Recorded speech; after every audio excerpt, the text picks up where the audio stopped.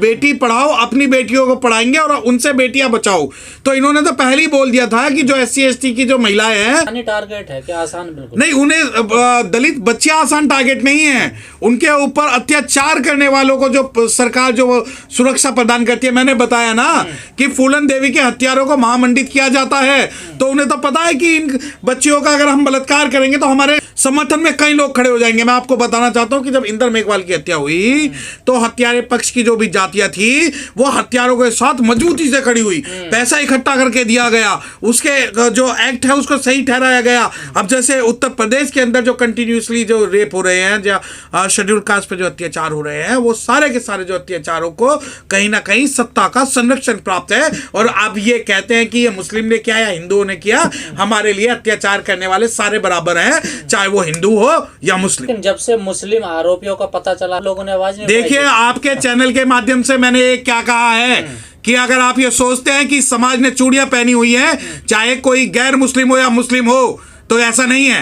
हम अपने समाज के साथ, अपने पक्ष के साथ, अपने बच्चों के साथ और अपने इस अत्याचार के खिलाफ जितनी मजबूती से हिंदुओं के खिलाफ खड़े हैं, उतनी मजबूती से मुस्लिमों के खिलाफ भी खड़े हैं। जैसे आप लोग हाथरस जा रहे हैं, यहाँ लखीमपुर खीरी नहीं जा रहे? नहीं, बिल्कुल जाएंगे, सब जाएंगे। आप अगर ये सोचते हैं कि हम किसी से डरते हैं या हम उनका समर्थन करते हैं, हमारे लिए कोई समर्थन नहीं है।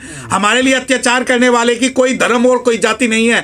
या हिंदू पक्ष की जो मजबूत जातियां हैं जिन्हें बोलते हैं वो करते हैं, या मुस्लिम लोग करते हैं। तो अगर ये सोचते हैं कि हम सिर्फ और सिर्फ धर्म और जाति देख के अपनी लड़ाई लड़ेंगे, तो बिल्कुल नहीं लड़ेंगे। लड़ाई जितनी हमारे समाज की मुस्लिमों के खिलाफ होगी, उतनी हिंदुओं के खिलाफ भी होगी। और जो हमारे समाज पर अत्याचार करता है, ये समाज जो अत्याचार को सहन नहीं करेगा। लोग कह रहे हैं यूपी में जंगल राज है, आप भी मानते हैं? बिल्कुल जंगल राज है। आप ये देखिए कि आप वहां बिना कानून के, बिना न्याय के, बिना शासन के, आप ये देखिए कि जंगल राज होने के बाद जंगल राज नहीं होता तो पूरे उत्तर प्रदेश के अंदर हाहाकार होता।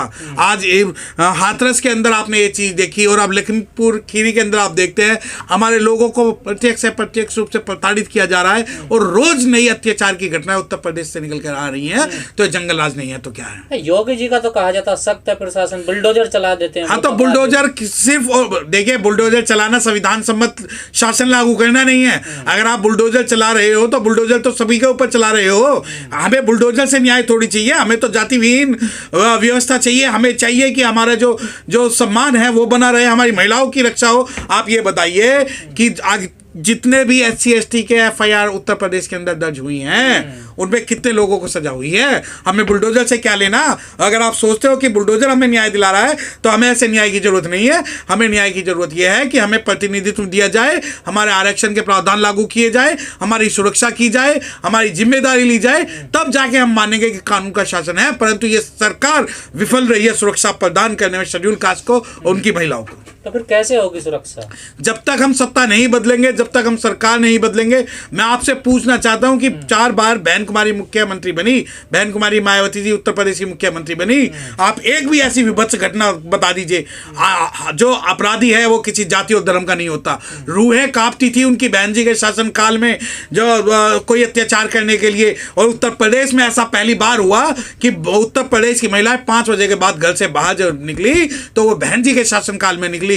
तो सिर्फ एक ही मात्र हमारे पास इलाज है, वो है सत्ता की चाबी। और उत्तर प्रदेश के अंदर जो है हमें वर्तमान सरकार बदल के बहुजन समाज पार्टी की सरकार बनानी पड़ेगी। ये तो योगी भी कह रहे हैं कि अपराधियों को ऐसी सजा दी जाए जो 7 पीढ़ियां भी याद रखें। अरे योगी जी, आप उनकी जाति और धर्म देख के सजा दे रहे हो। इन्हें तो आप 7 पीढ़ियां याद रखी जाएंगी, परंतु हाथरस की 7 पीढ़ियां कहां गई?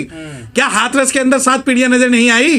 क्या उसके अलावा जो अत्याचार हमारे पास हो रहे हैं, आप लखीमपुरी खीरी में तो आप बोल देते हो 7 पीढ़ियां याद रखी जाएंगी, परंतु आपकी अपनी जाति का कोई आ जाएगा तो आप उसके साथ कंधे से कंधा मिलाकर खड़े हो जाएंगे। अरे हम आपको जब माने कि आप अच्छे मुख्यमंत्री हो, जब आप अपनी जाति के खिलाफ भी उतनी ही सख्त और कानूनी कार्रवाई करो जितने इन अपराधियों के खिलाफ कर रहे हो। और हमारा, अगर आप सोचते हो कि हम इन अपराधियों के खिलाफ नहीं है, हम बिल्कुल इनके खिलाफ हैं। और अगर ये सोचते हैं कि हमारे समाज ने चूड़ियां पहनी हुई हैं, तो चूड़ियां नहीं पहनी हुई। वक्त आने दे, बता देंगे तुझे आसमां, हम अभी से क्या बताएं क्या हमारे दिल में है। सर, जैसे आपने कहा कि न्याय नहीं मिल पाता इन मामलों में, अभी हाथरस मामले में पूरी कार्रवाई नहीं हुई है, ना उनको घर मिला, ना वो कंपनसेशन मिला है।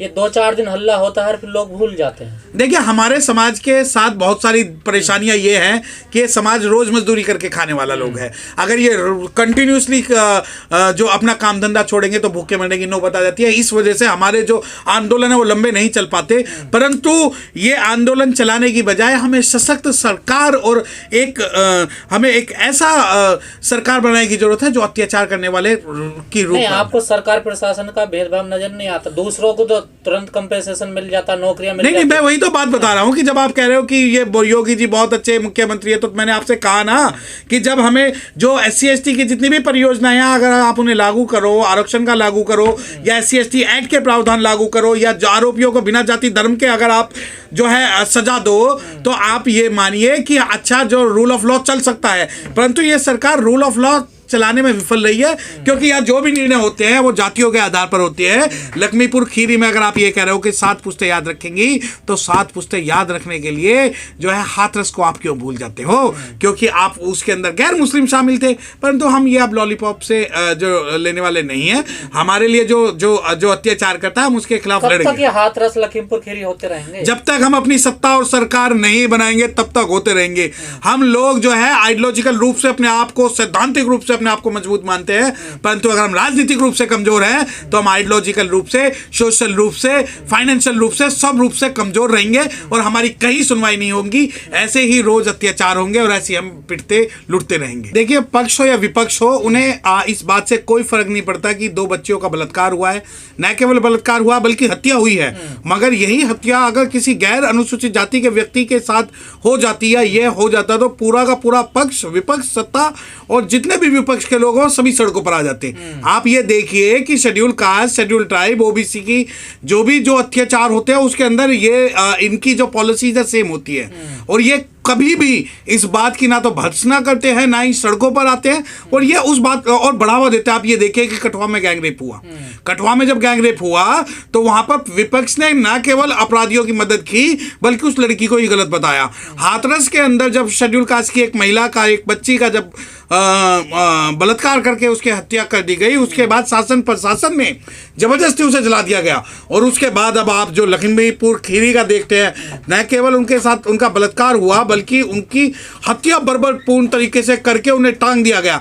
तो आप क्या सोचते हैं कि ये किसी सभ्य समाज की पहचान है? नहीं, परंतु आज भी लोग सोचते हैं कि इनके ऊपर अत्याचार करके हम शांत बैठ जाएंगे। और सत्ता और विपक्ष का क्या?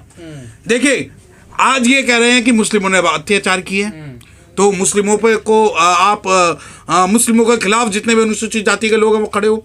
परंतु उस वक्त क्या होता है जब गैर मुस्लिम ऐसी समाज की महिला का जब बच्चे का जब रेप करता है, तो क्या ये हमारे साथ खड़े होते हैं? परंतु इन्हें तो पता है कि नहीं हम जो है मुस्लिम का समर्थन कर रहे हैं। अरे ना हम मुस्लिम का समर्थन कर रहे हैं, ना ही हम गैर मुस्लिम का समर्थन कर रहे हैं। और जो भी अपराधी है, इस समाज का अपराधी है, उसे हम सजा दिलाने का पूरी कोशिश करेंगे और लड़ाई लड़ेंगे।